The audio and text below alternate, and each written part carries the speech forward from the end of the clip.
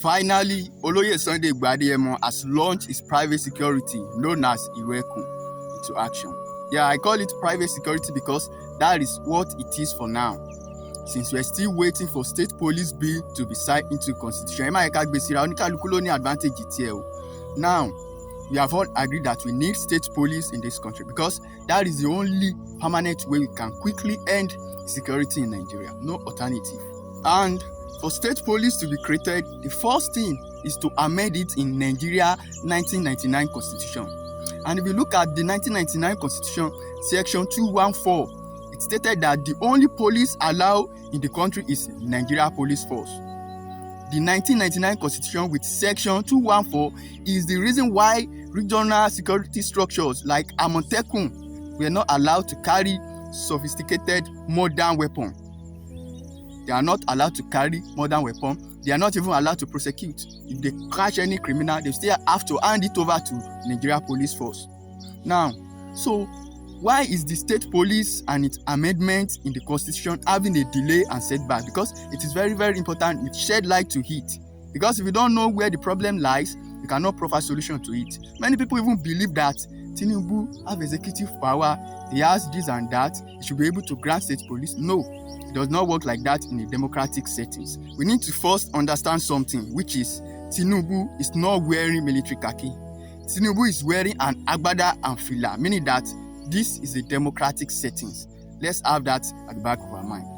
The only thing Tinubu can use as president is his influence, just like the way he uses influence on the tax reform bill to get it passed by the National Assembly. So that is the aspect of the executive power and the power that Tinubu has. So after the National Assembly passed the bill, they will now send the bill to the 36 states. The 36 states we have in Nigeria, in the country. Out of that 36, they need 24 state assembly to support the bill before they can now return it to the executive, who will now finalize it by signing it into law. I'm saying this so that you can know the process and not be thinking only one man at the center have the power to do so, because that is what many of us believe is this, is that. So that is why this educative video is very, very important. Bill is still at the National Assembly. That is why you see Mr. President endorsing it and calling on the National Assembly to do it quickly, because that is where they are setting it back at the National Assembly. Many people do not want the state police to happen.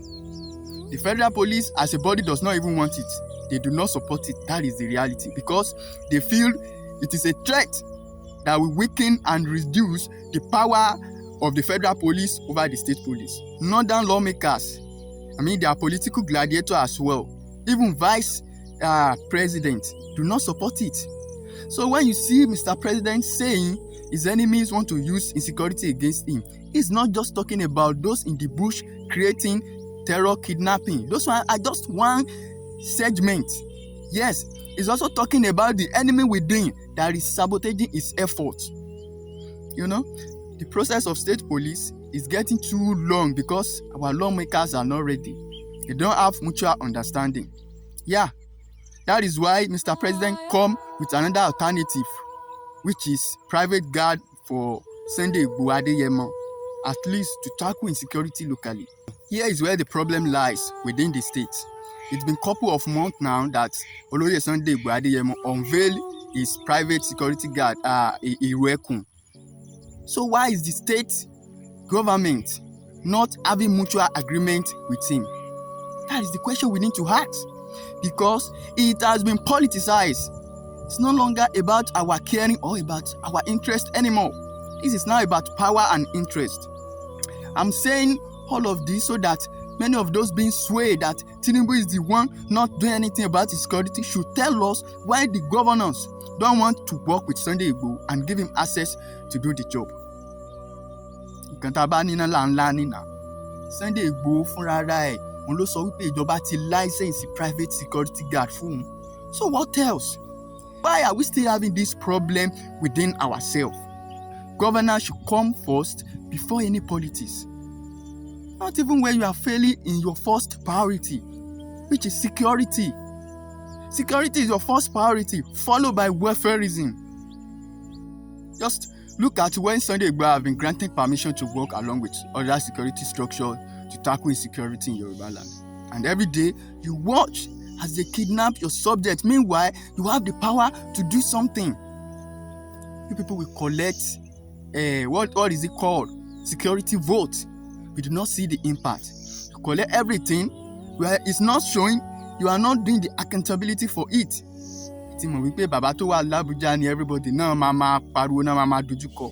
Lánàá òde yìí, in Ekiti local government in Kwara state, 3 people were killed and 15 people were abducted nínú church. Lánàá yìí ni àná yìí kan náà ni o it's not only Ekiti alone, in Ishua, Akoko in Ondo state, 5 people were kidnapped. We are going back to their house, coming back from work. The fact is, we are not creating fear or any panic, but find something to do, address this insecurity. That is governance.